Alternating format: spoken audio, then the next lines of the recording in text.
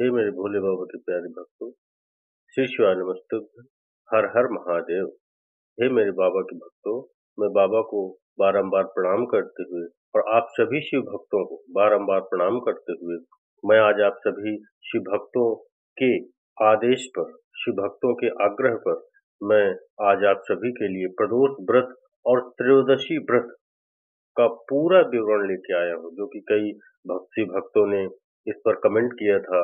व्रत विधि बताइए, व्रत कैसे किया जाए, क्या सब व्रत की जो भी पूरी जानकारी है आज मैं आप सभी को इस वीडियो के माध्यम से पूरी त्रयोदशी व्रत और प्रदोष व्रत की पूरी कथा आप सभी के सामने रखने वाला हूँ। तो अगर आप मेरे चैनल में पहली बार आए हो तो आज मेरे चैनल को सब्सक्राइब करें, लाइक करें और ज़्यादा से ज़्यादा अपने मित्रों, यारों, दोस्तों को शेयर करें, जो कि वो भी इस व्रत का महत्व और इस व्रत की जानकारी जान पाएँ। इसलिए आप सबको इसको शेयर करना है और कमेंट्स में हर हर महादेव या श्री शिवानमस्तुभ्यं जरूर लिखना है। चलिए अब हम चलते हैं व्रत की ओर, जिसमें से आपको बताया जाएगा इस व्रत का महत्व क्या है, इसमें क्या ध्यान देने योग्य बातें हैं, प्रदोष व्रत की विधि क्या है, प्रदोष व्रत में क्या खा सकते हैं आप, ये भी बड़ा सवाल होता है लोगों का। उद्यापन विधि, उद्यापन कैसे करें, क्यों किया जाता है प्रदोष व्रत, इसका महत्व क्या है, त्रयोदशी व्रत कथा, ये सब चीजों की जानकारी आज मैं आपको देने वाला हूँ। चलिए शुरू करते हैं। एकादशी की तरह ही हर महीने में 2 बार प्रदोष व्रत आता है, जो कि हर शुक्ल और कृष्ण पक्ष की त्रयोदशी तिथि 13 को रखा जाता है। त्रयोदशी तिथि की सायंकाल को प्रदोष काल होता है, इसलिए इसे प्रदोष व्रत भी कहते हैं। यह व्रत महादेव और माता पार्वती को समर्पित है।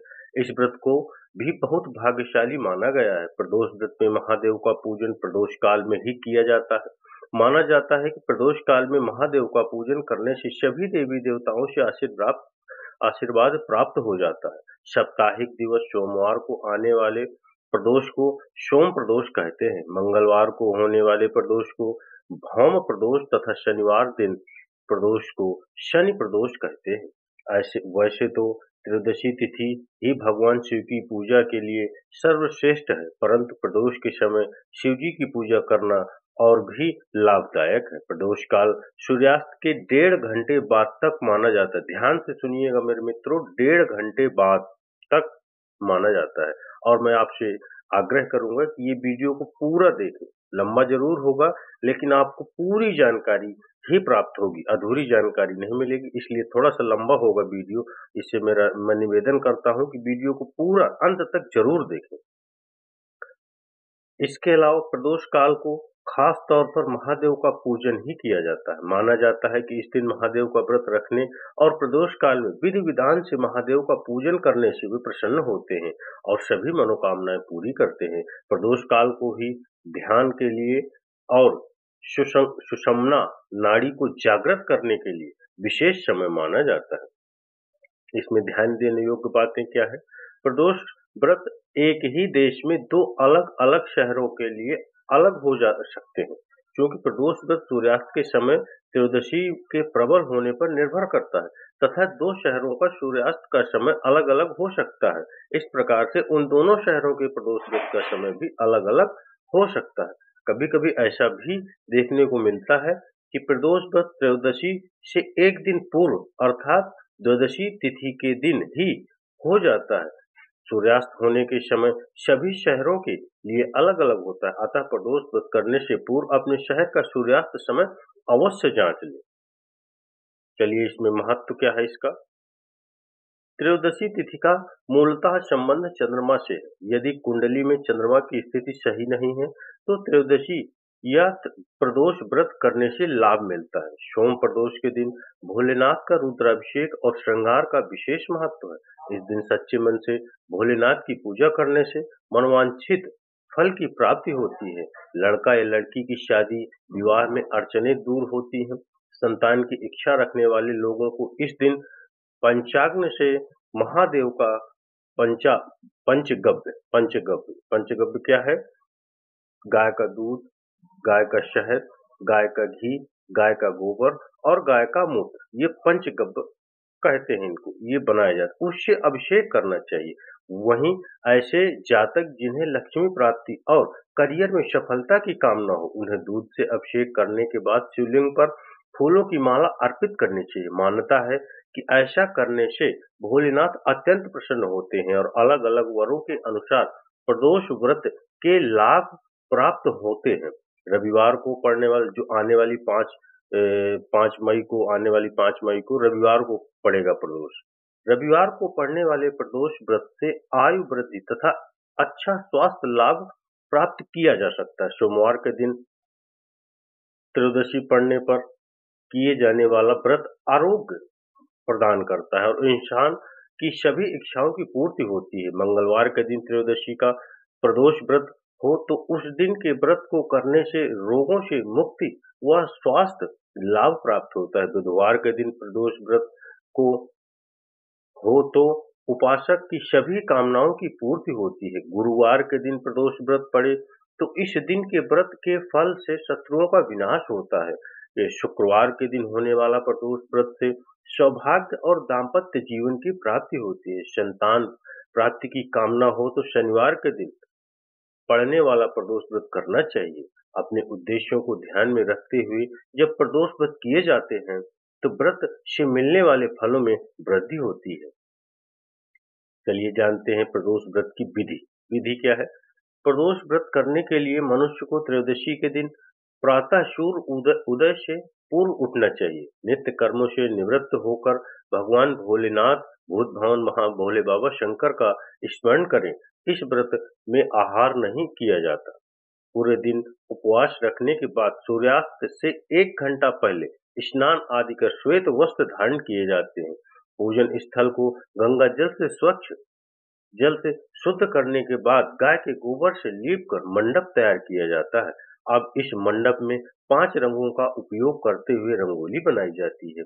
प्रदोष व्रत की आराधना करने के लिए कुशा के आसन का प्रयोग किया जाता है। इस प्रकार पूजन की तैयारियां करके उत्तर पूर्व दिशा की ओर मुख करके बैठे और भगवान भूत भवन शंकर भोले का पूजन करना चाहिए। पूजन के में भगवान शिव में के मंत्र ओम नमः शिवाय का जाप करते हुए शिव को जल चढ़ाना चाहिए। व्रत की कथा, शिव चालीसा और भगवान शिव मां पार्वती की आरती करनी चाहिए। प्रदोष व्रत में क्या खा सकते हैं आप? प्रदोष व्रत में यूं तो निर्जला रखा जाता है, इसलिए इस व्रत में फलाहार सेवन का ही विशेष महत्व है। प्रदोष व्रत पूरे दिन रखा जाता है, इसलिए इस व्रत में नियमों का पालन बहुत जरूरी है। परंतु शारीरिक रूप से कमजोर, विक्षिप्त या जो व्यक्ति शारीरिक रूप से बहुत कमजोर है, वे लोग फलाहार का सेवन प्रदोष व्रत के दौरान कर सकते हैं। व्रत उपासक के समय फलाहार और खाना पीना एक ही बार करें और बार बार मुंह जूठा करके आप व्रत को भंग न करें। इसलिए प्रदोष व्रत में इन सब बातों का विशेष ध्यान रखा जाता है और आपको क्या खाना है और क्या नहीं खाना है, इसका भी आपको विशेष ध्यान रखना चाहिए। उद्यापन विधि। इस व्रत को 11 या फिर 26 त्रयोदशी तक रखने के बाद व्रत का उद्यापन करना चाहिए। व्रत का उद्यापन त्रयोदशी तिथि पर ही करना चाहिए। उद्यापन से 1 दिन पूर्व श्री गणेश का पूजन किया जाता है। पूर्व रात्रि में कीर्तन करते हुए जागरण किया जाता है। प्रातः जल्दी उठकर मंडप बनाकर मंडप को वस्त्रों और रंगोली से सजाकर तैयार किया जाता है। ओम उमा सहित शिव नमः मंत्र का एक माला यानी 108 जप करते हुए हवन किया जाता है। मंत्र एक बार और सुन लीजिए। ओम उमा सहित शिवाय नमः। ओम उमा सहित शिवाय नमः। ये मंत्र है, इसका आपको एक माला यानी 108 बार जप करना होगा। करते हुए हवन किया जाता है। हवन में आहुति के लिए खीर का प्रयोग किया जाता है। भोले बाबा को खीर बहुत पसंद है। हवन समाप्त होने के बाद भगवान भोलेनाथ की आरती की जाती है और शांति पाठ किया जाता है। अतः वे 2 ब्राह्मणों को भोजन कराया जाता है और अपने समर्थ अनुसार दान दक्षिणा देकर आशीर्वाद प्राप्त किया जाता है। क्यों किया जाता है प्रदोष? पहला कारण, कहा जाता है कि समुद्र मंथन के दौरान जब हलाहल विष निकला था, तो सृष्टि को बचाने के लिए उस भयंकर विष को पी लिया था। वो विष इतना असरकारी था कि उसे पीने के बाद महादेव का कंठ नीला पड़ गया था और उस विष के प्रभाव से उनके शरीर में असहनीय जलन होने लगी थी। तब देवताओं ने जल, बेलपत्र वगैरह से महादेव की जो जलन को कम किया था। जिस समय से जिस समय ये घटना घटी थी, उस समय त्रयोदशी तिथि थी और प्रदोष काल था। संसार को विष के प्रभाव से बचाने के बाद देवाधिदेव महादेव जो थे, देवताओं ने उसी प्रदोष काल में महादेव की स्तुति की थी। प्रसन्न होकर महादेव ने भी तांडव किया था। तभी से यह त्रयोदशी तिथि का प्रदोष काल में महादेव की पूजन की परंपरा चलती आ रही है और इस दिन रखा जाने वाला व्रत प्रदोष व्रत के नाम से प्रसिद्ध हो गया। दूसरा कारण, एक और पौराणिक कथा के अनुसार चंद्रदेव जब अपनी 27 पत्नियों में से सिर्फ एक रोहिणी से ही सबसे ज्यादा प्यार करते थे और बाकी 26 उपेक्षित रखते थे, जिसके चलते हुए उन्हें श्राप दे दिया था, जिसके चलते उन्हें कुष्ठ रोग हो गया था, काया का रोग हो गया था। ऐसे में अन्य देवताओं की सलाह पर उन्होंने शिव जी की आराधना की और जहां आराधना की वहीं एक शिवलिंग स्थापित किया। शिव जी ने प्रसन्न होकर उन्हें न केवल दर्शन दिए बल्कि उनका कुष्ठ रोग भी ठीक कर दिया। चंद्रदेव का एक नाम सोम भी है। उन्होंने भगवान शिव को ही अपना नाथ स्वामी मानकर यहाँ तपस्या की थी, इसलिए इस स्थान का नाम सोमनाथ हो गया। सोमनाथ चंद्रदेव ने ही पूजन किया था सोमनाथ में, इसलिए वहां सोमनाथ पड़ गया। त्रयोदशी व्रत कथा। स्कंद पुराण में वर्णित एक कथा के अनुसार प्राचीन काल में एक विधवा ब्राह्मणी अपने पुत्र को लेकर भिक्षा लेने जाती थी और संध्या को लौटती थी। एक दिन जब वो भिक्षा लेकर लौट रही थी तो उसे नदी किनारे एक सुंदर बालक दिखाई दिया जो विदर्भ देश का राजकुमार धर्मगुप्त था। शत्रुओं ने उसके पिता को मारकर उसका राज्य हड़प लिया था। उसकी माता की मृत्यु भी अकाल हुई थी। ब्राह्मणी ने उस बालक को अपना लिया और उसका पालन पोषण किया। कुछ समय पश्चात ब्राह्मणी दोनों बालकों के साथ देव योग से देव मंदिर गई। वहां उनकी भेंट ऋषि शांडिल्य से हुई। ऋषि शांडिल्य ने ब्रह्माणी को बताया कि जो बालक उन्हें मिला है वह विदर्भ देश के राजा का पुत्र है जो युद्ध में मारे गए थे और उनकी माता को ग्राह ने अपना भोजन बना लिया था। ऋषि शांडिल्य ने ब्राह्मणी को प्रदोष व्रत करने की सलाह दी। ऋषि आज्ञा से दोनों बालकों ने भी प्रदोष व्रत करना शुरू किया। एक दिन दोनों बालक वन में घूम रहे थे, तभी उन्हें कुछ गंधर्व कन्याएं नजर आईं। ब्राह्मण बालक तो घर लौट आया, किंतु राजकुमार अंशुमति नाम की गंधर्व कन्या से बात करने लगा। गंधर्व कन्या और राजकुमार एक दूसरे पर मोहित हो गए। कन्या ने विवाह हेतु राजकुमार को अपने पिता से मिलवाने के लिए बुलाया। दूसरे दिन जब वह पुनः गंधर्व कन्या से मिलने आया तो गंधर्व कन्या के पिता ने बताया कि वह विदर्भ देश का राजकुमार है। भगवान शिव की आज्ञा से गंधर्व राज ने अपनी पुत्री का विवाह राजकुमार धर्मगुप्त से कराया। इसके बाद राजकुमार धर्मगुप्त ने गंधर्व सेना की सहायता से विदर्भ देश पर पुनः आधिपत्य प्राप्त किया। यह सब ब्राह्मणी और राजकुमार धर्मगुप्त के प्रदोष व्रत करने का फल था। स्कंद पुराण के अनुसार जो भक्त प्रदोष व्रत के दिन शिव पूजा के बाद एकाग्र होकर प्रदोष व्रत कथा सुनता या पढ़ता है, उसे 9 जन्मों तक कभी दरिद्रता नहीं होती। वह दाम्पत्य जीवन खुशहाल रहता है। ये मेरे भोले बाबा का प्रदोष व्रत की कथा है, जो कि आप सभी भक्तों के लिए आज मैं लेके आया था। प्रदोष व्रत की